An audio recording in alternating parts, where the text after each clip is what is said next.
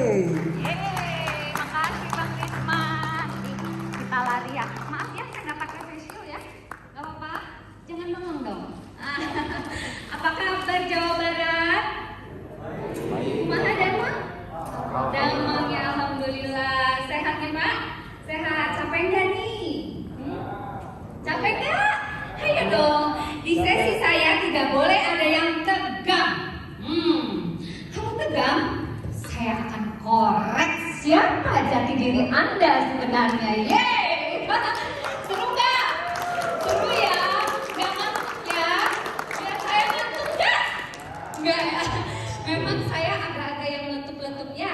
Ini sebagian pekerjaan saya dan masih banyak lagi. Saya keliling Jakarta dan Indonesia untuk ke Polda-Polda. Ya begitulah kira-kira ya. Namun sudah kenalkah sama saya? Baru ya. Berarti saya nggak terkenal dong. Malu saya. Oke, nggak apa-apa. Saya mau di sini udah pada kenal dong. Sudah pada kenal? Jangan tegang dong. Ayolah, jangan tegang. Pokoknya kalau tegang benar-benar saya korek loh ya. Nah, sebelum saya lanjut, tadi ada yang tersentuh siapa? Aku. 1, 2, 3, 4, 5. Konseling sama saya ya.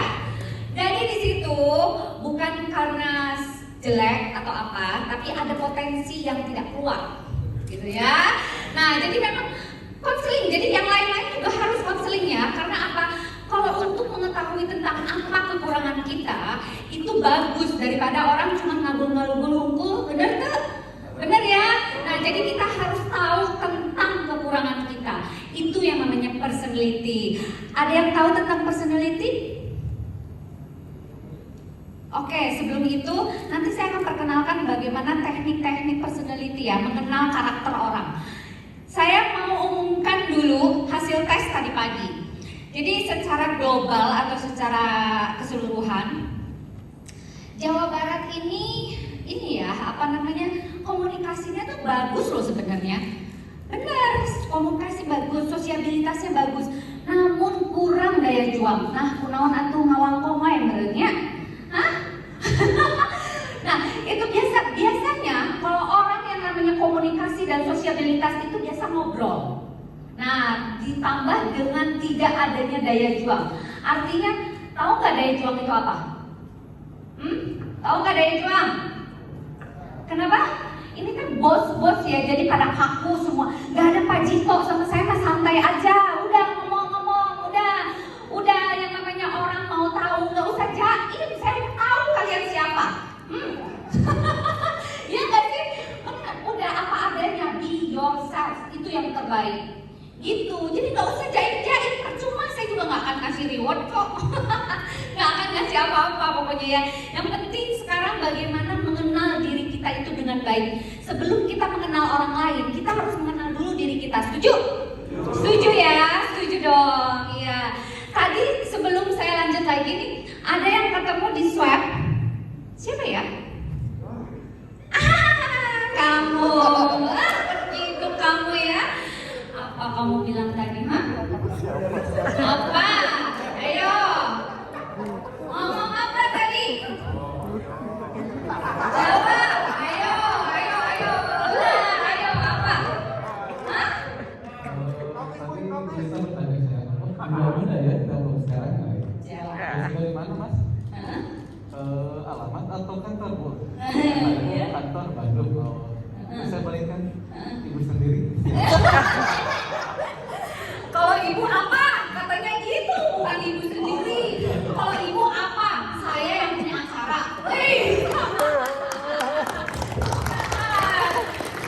Nuhun ya. Ih, kamu tuh berani, udah kasetnya bagus. Keren. Nanti kamu akan saya korek. Lanjut lagi. Anak-anak muda ini prestasinya keren loh. Aku tahu beneran. Jadi tolong ya, karena kalian ini masih muda-muda, potensi kalian tuh bagus. Salut saya bangga berada di sini loh. Tepuk tangan.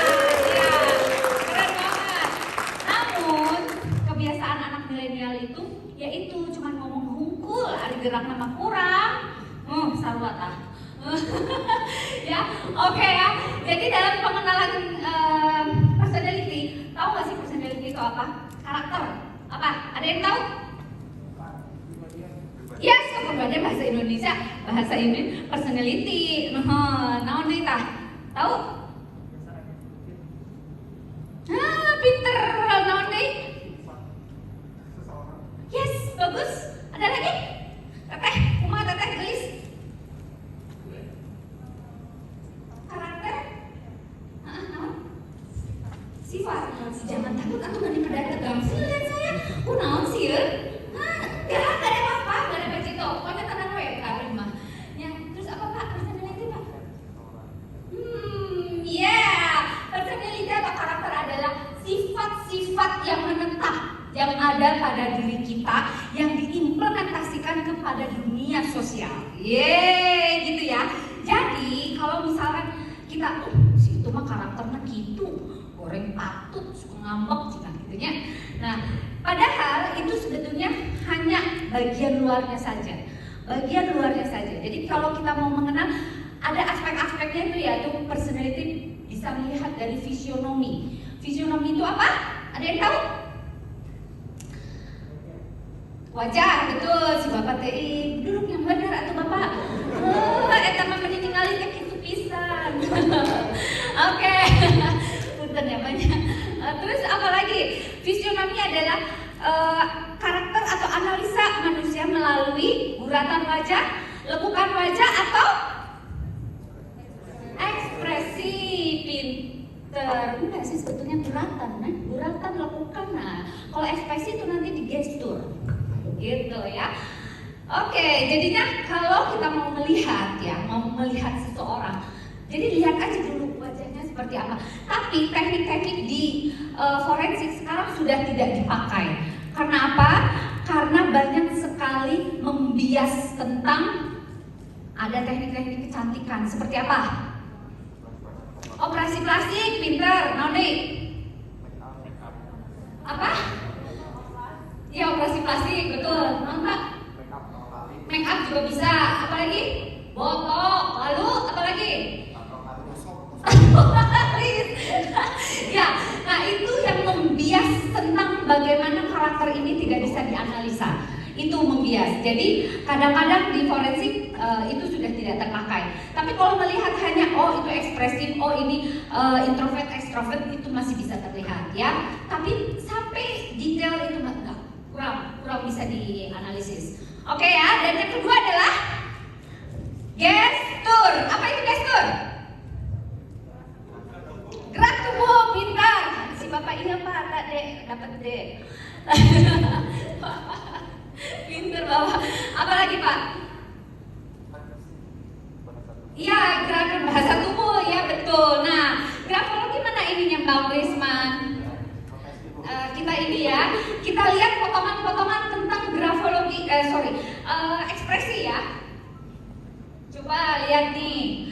Kalau Anda sekalian belajar tentang ekspresi, kan ini penting loh, karena ini kan bos-bos nih, bos-bos muda nih. Jadi untuk mengenal tentang gestur itu penting banget caranya nih. Ini potongan-potongan sinetron saya cerita nama.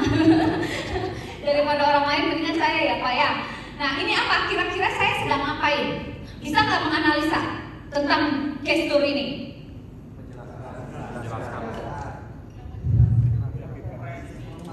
Apa? Menekankan, good. Lalu apa lagi? Mempertegas, yes. Lalu merinci, apa lagi? Benar. Lalu apa lagi? Bapak jangan lihat mukanya, tapi ekspresi saya. Apa lagi? Hah? Kenapa? Mempertanyakan, boleh. Ya, jadi betul. Itu mempertegas, ya, mempertegas. Kalau orang mempertegas itu jalan kan. Ini negatif ya, negatif. Jadi artinya gini. Kalau mau kita sebagai pimpinan itu harus punya apa sih? Pimpinan itu harus punya apa aja? Ayo, pimpinan harus punya apa aja? Komunikasi yang baik, percaya diri. Lalu apa lagi? Integritas, good. Lalu apa lagi? Apa lagi? Komunikasi yang bagus. Lalu apa lagi? Sosiabilitas. Lalu? Integritas tadi udah, lalu apa lagi? Intelektual. Lalu apa lagi? Ada loh di ini loh, ada loh. Ayo nggak dibaca nih pasti nih. Ya kan? Itu isinya itu. Coba baca Bu, ada di dalamnya. Ada apa lagi tuh? Ini harus diikutin ya, karena pimpinan itu harus punya 7 aspek itu. Aspek semuanya ada di sana ya. Nah, di sini kalau kita sebagai pimpinan, tolong bahasa tubuh untuk beres. Jangan ya, hindari begini. Apalagi begini. Ini apa artinya? Next. Nah kalau kayak gini kan mendikte, ya kan? Mendikte, menyuruh, terus apa itu tuh? Kalau kayak begini, menantang juga bisa, ya kan? Lalu apa lagi? Nah tuh kayak gini. Itu apa tuh ekspresinya? Marah, ya kan? Bisa kan? Nah jadi ke anak buah, tolong hindari ini. Kalau bisa begini, terbuka, jangan begini, ya, terbuka. Jadi nggak apa-apa, silahkan. Nah di sini begini benar, bagus. Oke, kamu ngerumpi. bahas. Bahas itu mah, iya. Ya. Nah betul, orang Sunda betul begini.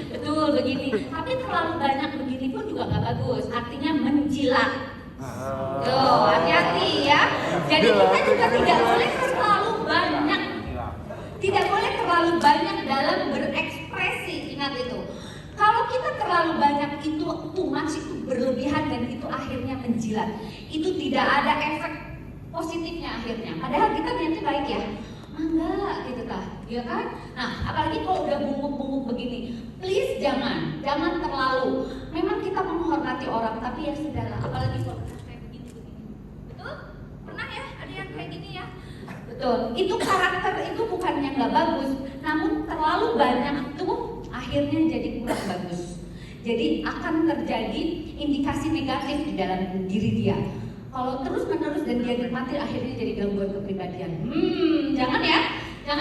Jadi hati-hati. Kalau mau berekspresi jangan berlebihan, ya. Oke? Nah, ini apa nih Bu? Naon tah? Begitu. Apa?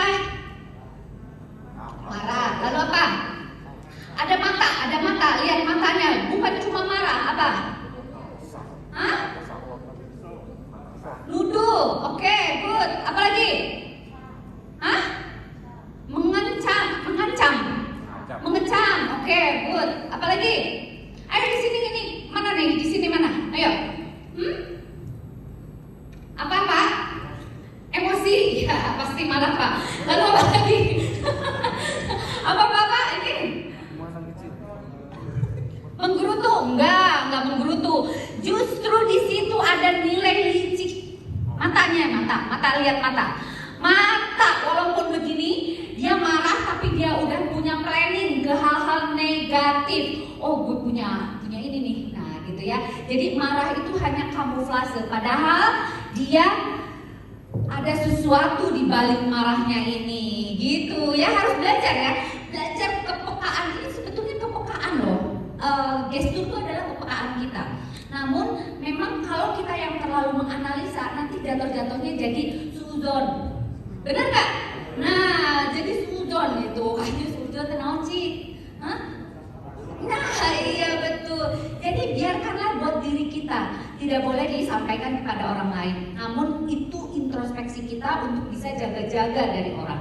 Ya, oke ya. So, nah ini tuh licik, penuh kebencian. Tuh lah tuh. Ini kirung kan bener nih. Apa sih ini nih? Jidat ya. Nah, keningnya, matanya, tuh lihat tuh. Nah itu sinis dan penuh dengan intrik. Janganlah pokoknya kayak begini ya. Ini mah cukup di sinetron aja, oke? Setuju ya? Setuju. Ini apa nih?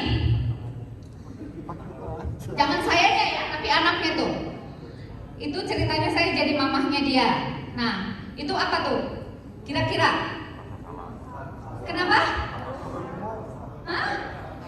Menyesal. Oke, lalu? Takut. Lalu? Sok si pinter. Ayo non. Hah? Murung. Lalu apa lagi? Pasrah. Lalu apa lagi? Justru dia itu marah tapi dia tidak berani melawan. Akhirnya dia lihat ininya, pundaknya tuh naik. Kalau orang pundaknya naik nih ininya, itu dia menahan emosi yang tidak terkendali karena dia sebetulnya mau marah, tapi karena emaknya dia nggak berani marah. Akhirnya dia gitu. Nah ini ekspresi marah yang tertekan ya, marah yang ditekan gitu loh. Dia tidak berekspresi. Akhirnya, nah kalau ini mah tetep ya. Ini apa ini? Ini air mata buaya ini. Ini air mata buaya. Kalau kita melihat kerung di sini di antara mata ini kayak begini, mulut turun, itu bohong. Sedihnya bohong. Ingat ya, sedihnya apa? Nah, ingetin dong, kalau ekspresi seperti ini itu bohong. Itu cuma ingin dia terlihat sedih, ingin dia merasa bahwa dia itu harus dikasihani dan sebagainya. Ya, kayak gitu ya. Nah, ini mah apa ini? Pengakuan si Bang ini, Bang Isman dia candid saya. inilah saya sesungguhnya. Oke, thank you ya Bang Risman.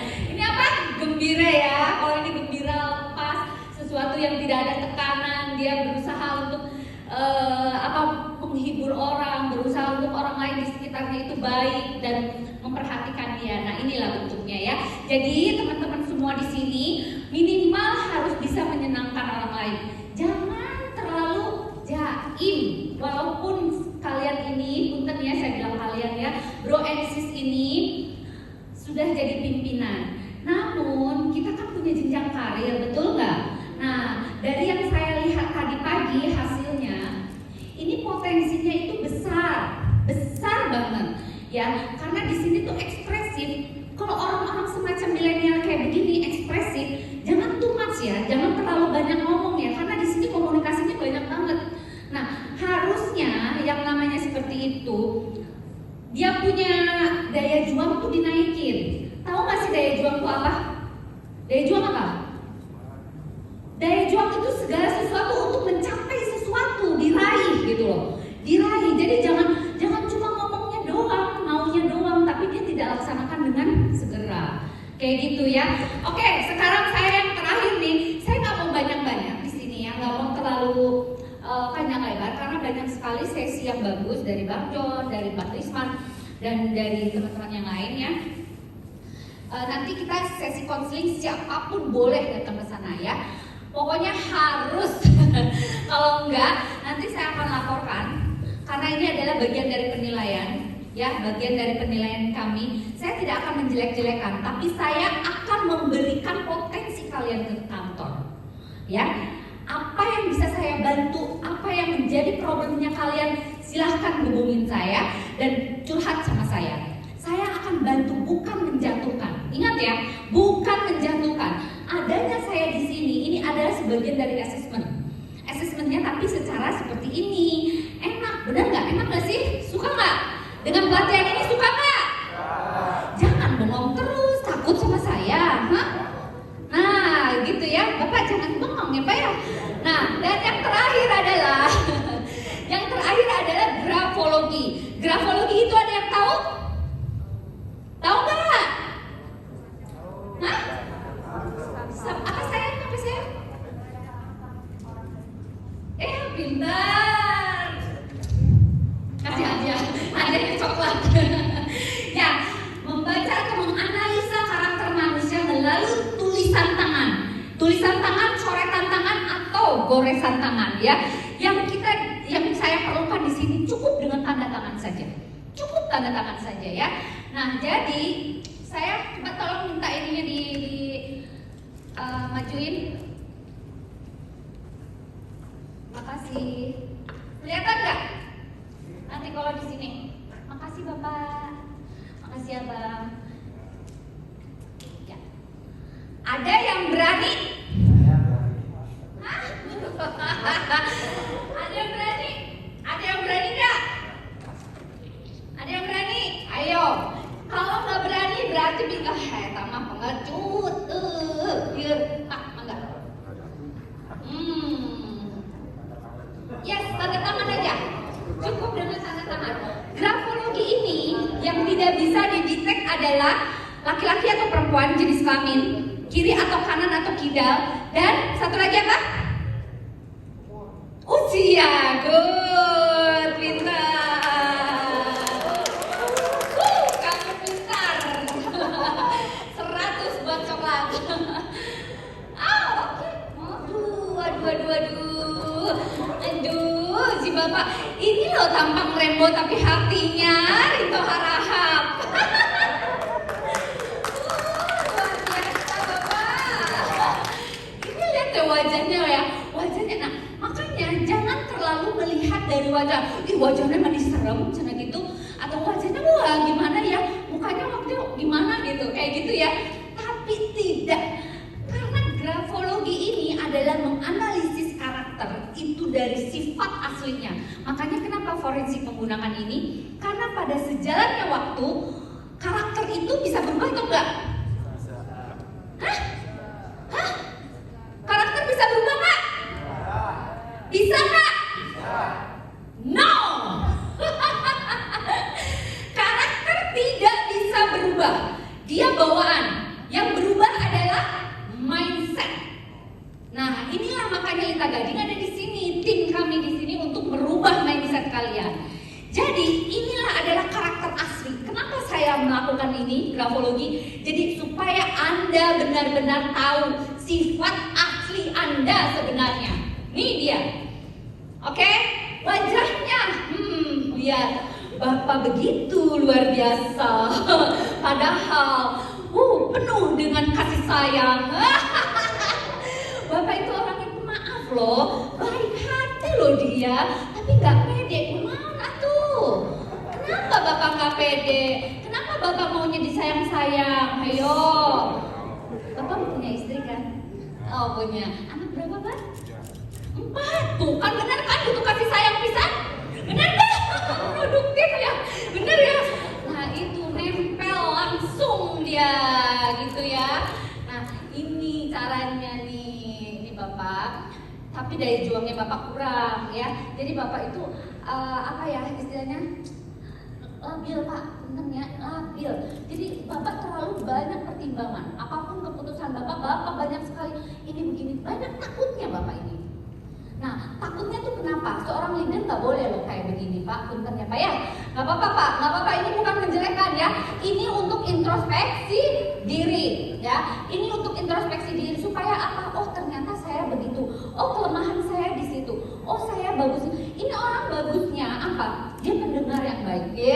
Keren. Dan dia adalah orang yang bisa jadi orang curhat.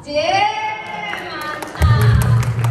Keren loh, Bapak loh. Kenapa? Iya kan? Oke Pak, gitu dulu aja Pak ya. Nanti sisanya boleh enggak? Ini maksudnya apa ya? Apa? Dilihat dari apa ya? Apa dari atau Lekukan, buratan Pak, buratan. Iya, jadi buratan. Saya tidak melihat dari bentuk. Kalau bentuk itu adalah kognitif Pak, yang mengukir. Karena yang merangka, yang mendesain itu kognitif kita. Ya, jadi pada saat dia menggoreskan set, itu yang tidak bisa kita. 95% loh melebihi lie detector loh. Mantap nggak grafologi?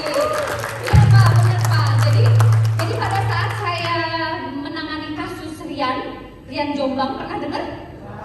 Pernah ya kasusnya? Heboh banget ya itu ya. Itu waktu itu saya baru kembali dari Hong Kong. Waktu itu saya selesai S2 di sana. Saya kembali ke Indonesia. Ini kasus sudah 2 minggu Bu, tapi tidak bisa terpecahkan. Kenapa? Karena ini dia guru agama katanya. Dia orangnya introvert, dia nggak pernah ngomong banyak Bu. Semua orang itu hormat sama dia karena dia guru agama di tempatnya. Lalu dia bilang, terus kenapa? Iya Bu, sulit. Tapi kita mengindikasikan dia ininya, pelakunya, betul. Coba lihat, mana Rian yang bilang gitu. Udah Riannya didudukin sama saya, ayo Rian tolong tanda tangan dong. Enggak, dia bilang gitu, enggak. Ayolah, coret aja coret. Mana pulpen? Nih. Dia cuma gini doang. Cok.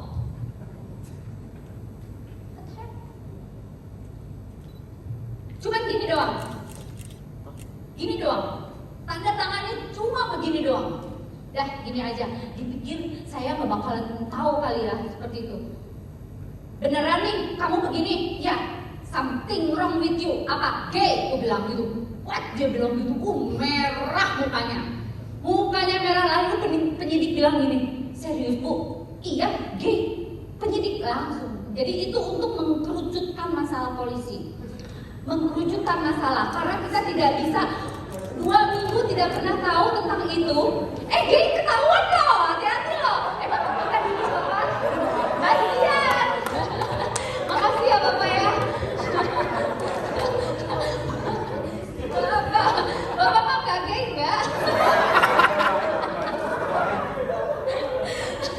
Bapak hebat lah, itu perkasa opat. Nah ya, lalu begini saja itu terdetek semuanya. Jadi kenapa bilang bahwa gay, bukan gay itu jahat, enggak ya, enggak. Jadi komunitas kecil itu, nah pasti ada sesuatu ada cerita yang harus ditutupin dan sebagainya. Benar nggak? Nah kalau udah seperti ini, tidak saya lagi, penyidik lah itu urusannya ya. Oh jadi gitu ya bu, ya udah gay. Berarti komunitasnya yang harus diselidiki lah gitu. Ternyata benar, akhirnya memang dialah pelaku tunggal 14 mutilasi. Gila ya. Benar, dan itu tidak terdetek 2 minggu tuh tidak. Polisi bingung, ini benar nggak sih? Benar nggak sih? Udah, dia benar karena dia punya psikopat. Dia bisa kelihatan loh psikopat di sini loh. Iya bisa. Pokoknya guratan itu yang tidak bisa terlihat itu usia, jenis kelamin dan kiri atau kanan, kidal. Dia pada saat ini kidal atau bukan gitu loh dia menulisnya. Hanya itu. Yang lainnya ada yang namanya grafotes ya. Grafotes itu adalah alatnya. Itu bisa membongkar semuanya. Pokoknya keren deh. Mau belajar? Itu mah nanti ya bilang sama Pak Tito bayar lagi. Jadi ini istilahnya sharing aja supaya apapun yang terjadi di sini kita mau usaha, kita mau menjadi yang terbaik untuk diri kita dan orang lain, kita perbaiki dulu sebelum kita protes untuk orang lain. Benar? Betul. Ada lagi yang mau? Mangga Pak.